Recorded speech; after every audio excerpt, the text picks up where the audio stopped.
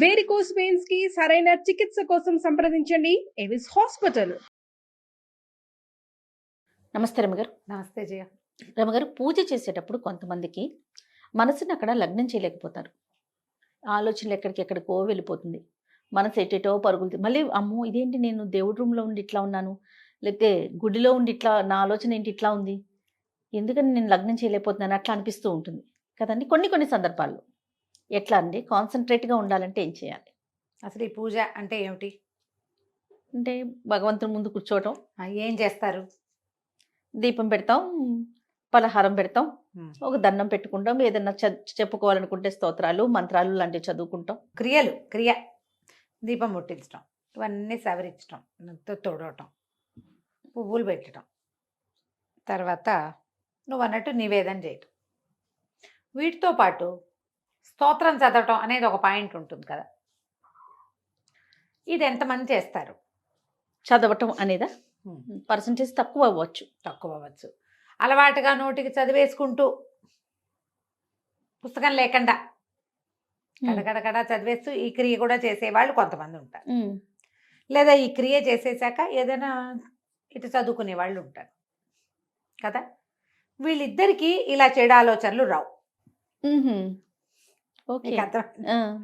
నువ్వు నోటితో ఏదైనా చదువుతున్నప్పుడు పైకి మనసు ఇంకెటు వెళ్ళదు. ఎటు వెళ్తుంది? మనసు అటు వెళ్ళింది అనుకో, ఇది ఆగిపోతుంది. నువ్వు ఊహిస్తావు, ఊహించేటప్పుడు సౌండ్ ఆగిపోతుంది కదా. ఇట్లా చూసి చదవాలి. చూడటము చదవటము రెండు క్రియలు. నోటితో చదవటం ఒక క్రియ, చూసి చదవటం రెండు క్రియలు జరుగుతాయి. రెండు క్రియలకి మనకి కాన్సన్ట్రేషన్ ఎక్కువ అవసరపడుతుంది కదా. అవును. ఇలాంటప్పుడు వేరే ఆలోచన ఎలా వస్తుంది? రాదు. ఎప్పుడు వస్తుంది వేరే ఆలోచన? నువ్వు ఖాళీగా ఉన్నప్పుడు, నువ్వు దీపం ముట్టించినప్పుడు, పువ్వులు అవి సర్దుతున్నప్పుడు, లేదా ధ్యానం చేద్దాం, ఏదైనా మెడిటేషన్ చేద్దాం అనుకున్నప్పుడు, భగవద్ ధ్యానం లోపల చేసుకుందామన్నప్పుడు మనకి వేరే ఆలోచనలు వస్తాయి. ఇందులో జపం చేసేవాళ్ళు ఏదో ఒక నామం ఏదో చేసుకుని నామం జపం చేసుకుందాం అనుకుంటున్నారు అనుకో, ఆ జపం నడవకుండా ఆలోచనలు పోతూ ఉంటాయి. లేదా దేవుడు అని ఇక్కడ భూమధ్యంలో పెట్టుకోవాలనుకుంటా, అప్పుడు కూడా అంతే. నేను పొయ్యి మీద పాలు పెట్టానా, నేను అది ఏదైనా పెట్టానా, అదే ఇదే, పొద్దున ఇలా అయింది, వాళ్ళు అలా అన్నారు, వీళ్ళు ఇలా అన్నారు, ఇవన్నీ ఊహలు వస్తాయి కాన్సన్ట్రేషన్ లేకపోతే. లేదా మనం ఏదైనా తీవ్రమైన ఒత్తిడిలో ఉన్నప్పుడు వస్తాయి. రెండు చిన్న ఉపాయాలు. ఏదైనా నోటికి చదువుతూ పూజల దగ్గర ఉండండి, చదవండి. ఏదైనా భగవంతుడికి సంబంధించిన నామోచ్చారణ పైకి, లేదా ఏదైనా పాట పాడుకోండి, ఇది సాధారణమైంది. లేదా అది కాదండి, ధ్యానాన్ని కూర్చున్నప్పుడే నాకు ఇట్లా పిచ్చి పిచ్చి ఆలోచనలు వస్తాయి, ఏవేవేవో వచ్చేస్తాయి, అవేవో గుర్తొస్తాయి, కాన్సన్ట్రేషన్ కుదరదు. దానికి వేరే టెక్నిక్స్కి వెళ్ళిపోవాలి మనం. దేవుడి దగ్గర కూర్చున్నప్పుడు అది చెయ్యొద్దు. ఇప్పుడు పూజల్లో అంటే సత్యనారాయణ వ్రతం అవుతుంది ఎవరిదో, ఆడ కూర్చుంటాం, మనకేం పని ఉండదు. వాళ్ళు పూజ హడావిడిగా మంత్రాలు జరిగిపోతుంటే పత్నిపుత్ర పరివార సమేతం ఏదో గ్రహం ఆవాహయామి స్థాపయామి పూజయామి అంటుంటారు. దాని మీద అది చెవిని పడుతుంటుంది కానీ చెవిలోకి వెళ్ళదు. వేరే వేరే వేరే వేరే ఐడియాలు వస్తాయి. ఇక్కడ మనకి క్రియ లేదు, కర్మ లేదు, ఏమీ లేదు ఇక్కడ. అవును. ఇలాంటప్పుడు పోవచ్చు. మీరు ధ్యానం చేసేటప్పుడు కనుక మీకు అలాంటివి వస్తూ ఉంటే కనుక లోపలున్న ప్రెషర్ని మేనేజ్ చేయటం ప్రాక్టీస్ చేయండి మొదట. మీకు అలాంటి ప్రెషర్స్ ఉన్నప్పుడు ఏవైనా ధ్యానానికి కూర్చోవద్దు. ప్రశాంతంగా ఉన్నప్పుడే ప్రశాంతత కోసమే కదండి కూర్చునేది అంటారు. నీకు ఇవి రెండు ఎలా ఉంటాయంటే బోడి ముందా గుడ్డు ముందా. స్థిమితం ఉంటే ప్రశాంతత ఉంటుంది. నీకు స్థిమితం లేనప్పుడు ప్రశాంతత రాదు.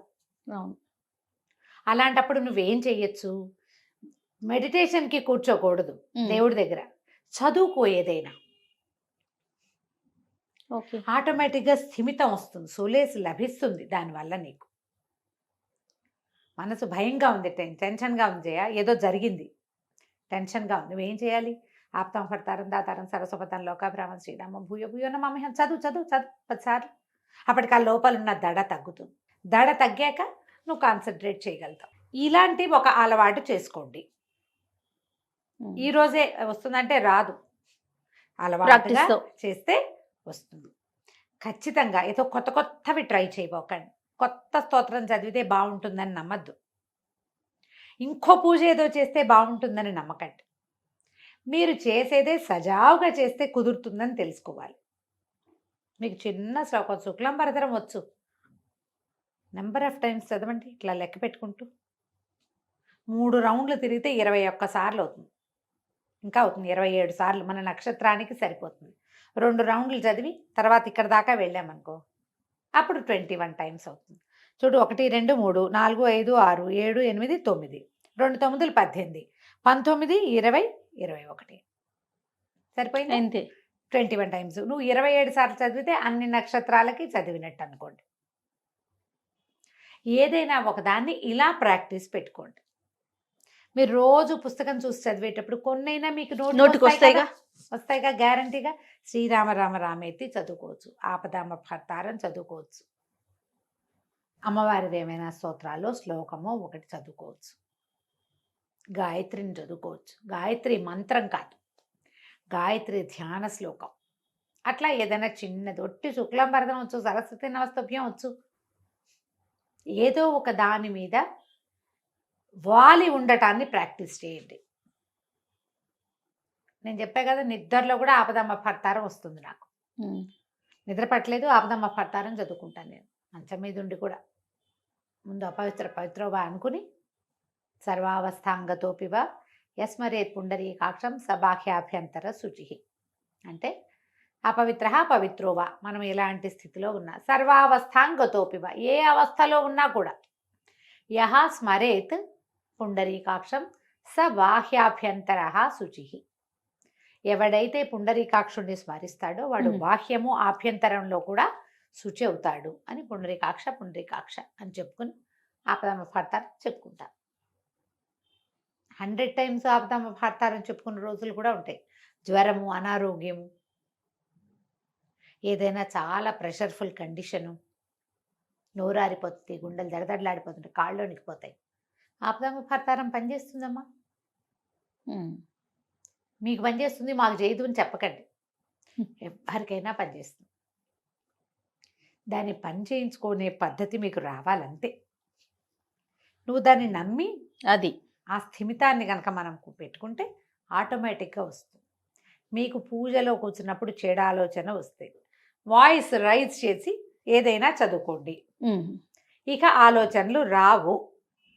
ఏమైనా సరే, ఏ విష్ణు సహస్రనామం అమ్మ శుభలక్ష్మి గారి పెడితే శుభలక్ష్మి అమ్మ ఆవిడ దారిని ఆవిడ చెప్పుకుంటుంటుంది, ఆవిడతో పాటు మనం కూడా అదే సౌండ్లో చెప్పామనుకో, హై సౌండ్లో.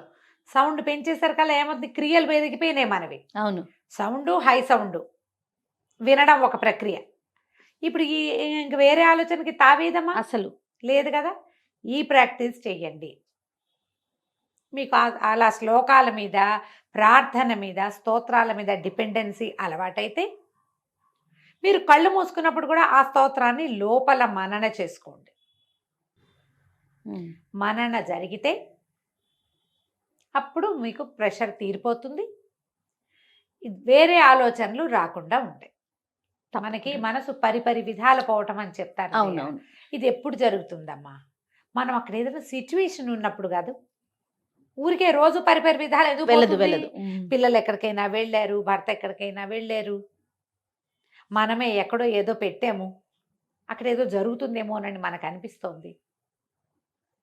అలాంటప్పుడు ఇట్లా ఏదైనా, నేను ఇంకొకటి చెప్తాను, పంచాయుధ స్తోత్రం అని ఒక స్తోత్రం ఉంది. ఇది వరకు కూడా నేను చెప్పాను. అవునండి. విష్ణుమూర్తి యొక్క 5 ఆయుధాలు, శంఖము, చక్రము, ధనుస్సు, గద, ఖడ్గము, 5. ఈ 5 ఆయుధాలకి సంబంధించిన స్తోత్రాన్ని ప్రాక్టీస్ పెట్టుకోండి. ఓకే. మీకు ప్రెషర్ఫుల్గా ఉన్నప్పుడు ఎలాంటప్పుడు వాడచ్చు తెలుసా? మేము వాడేది చెప్తాం. అంటే దీన్ని వాడటం అంటే మనం అనుసంధానం చేసి ఉంచుకోవాలి, ఎప్పుడు చదువుకుంటూ ఉండాలి. పిల్లలు ఒంట్లో బాగుండనప్పుడు, పిల్లలకి ఏదైనా దిష్టి తగిలింది అనిపించినప్పుడు, పిల్లలు విపరీతంగా ఏడుస్తున్నప్పుడు, ఏదైనా ప్రమాదాలు సంభవించినప్పుడు, పని కాదేమోనన్న భయం ఉన్నప్పుడు, ఎక్కడైనా చిక్కడిపోయామన్నా అనిపించినప్పుడు, మనకే టెన్షన్గా, ప్రెషర్గా, ఏం చెయ్యాలో తెలియని స్థితి వచ్చినప్పుడు ఈ పంచాయుధ స్తోత్రం చాలా సహాయకారిగా ఉంటుంది. ఓకే. భగవంతుని 5 ఆయుధాలు మనని రక్షిస్తాయన్న నమ్మికతోటి చదువుకోవాలి. తప్పకుండా. నేను ఎవ్వరికి చెప్పినా వాళ్ళు మాకు ఇది పనిచేసింది, మాకు ఉపయోగపడిందనే చెప్తారు. ఇది ఇలాంటిది ఏదైనా ఒకటి ప్రాక్టీస్ చేయండి. హై రైజ్ సౌండ్లో చదివితే మీకు చెడు ఆలోచన రాదు. తప్పకుండా రమ్మగారు. నమస్తే. నమస్తే.